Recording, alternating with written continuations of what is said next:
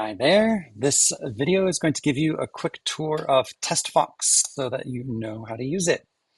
All right, so we're going to log in. This part, you should have a username and password. If not, you'll need to register. When you log in, you may not see this yet on this screen, this home screen, because you haven't run any tests yet.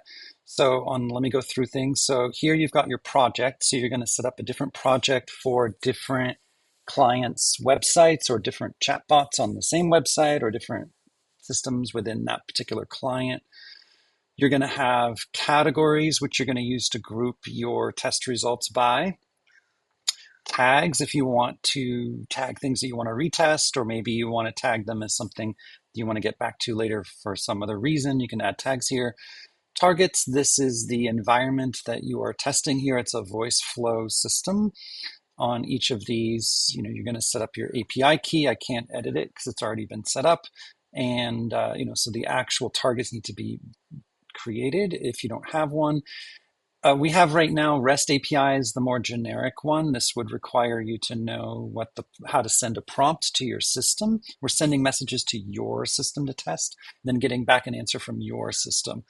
Voice flow, we already have it set up, so you just need to put in an API key. So that one's kind of a little easier to do, but the REST API will get you into any kind of custom system you have.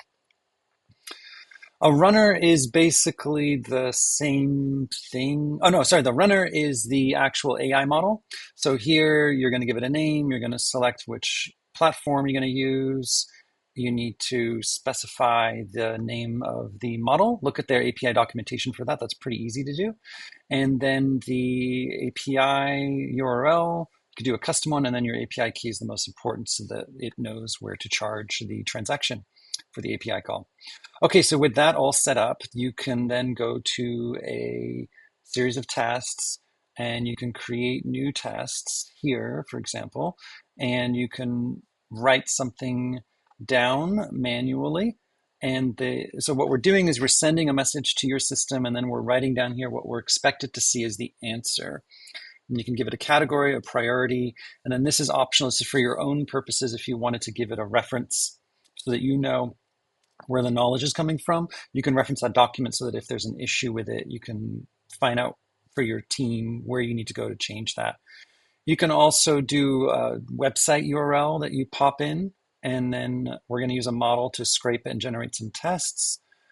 You can instead do an import from an Excel sheet, a CSV file, and here we have an example as well as the columns that it should be using.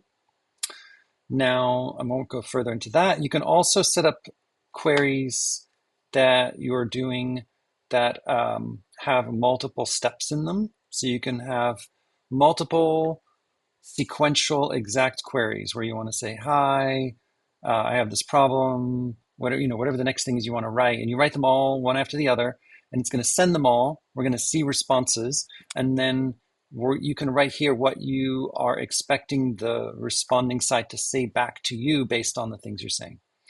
You can also do an interpretive, so you give a general sense to our system of what you want to be saying in these statements, and then it will interpret each one as it goes. So it's a little less strict. Then you can also just give a goal, and then it will figure out how many steps it needs to do to achieve that goal. I want to get a refund on my product, but it's technically 13 months, even though the warranty is 12. I hope I can get a refund. What should happen? What should be the expected outcome? Okay, or you could do personality or, whatever kinds of tests you want to be doing there. So that's the creation of tests. So once you have some tests written, you can then get a run of a test. So you click on that button for running. You select here what you want. So here I'll deselect everything first, and I could select just, let's say, only critical issues, select them all. Now I've got 12 tests that are going to run if I do this. Select that, choose your test target, choose your runner and your evaluator. So I only have one model added, but if I had more than one, I could be using a different model to evaluate and a different model to actually send the prompts. There's philosophy around why you want different models. We're not going to go into that right now, but then you would click schedule 12 tests, and it's going to then schedule them for a run. Once they've run, right now it's not going to show anything, but if I go back here, I click on a different one, I can see, what happened, what was the expected response, what was the agent's response, how, what response did we get, and what's our evaluation. And in this case, there's like a total fail. Some of these are passed at 60%, but you get back, an array of answers from the system. You can also view them based on these different priority, or by category that you've set. And based on what you're seeing, you can then run new tests. Do your fixes and then run the tests again, get new results, and so forth.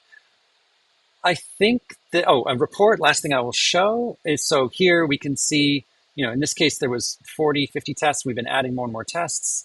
This run here, we added even more tests, but the fails went down. So we're doing a good job of burning down the chart. You can also look here at, what's the current state of the entire array of tests that you've run, again, by priority or by category. So we can see here we've got one jailbreaking attempt that is still failing, 3 compliance issues that we're worried about, a support issue, and so forth. And you can go down here and see what they are and address those problems, from the 1 fail out of the 7.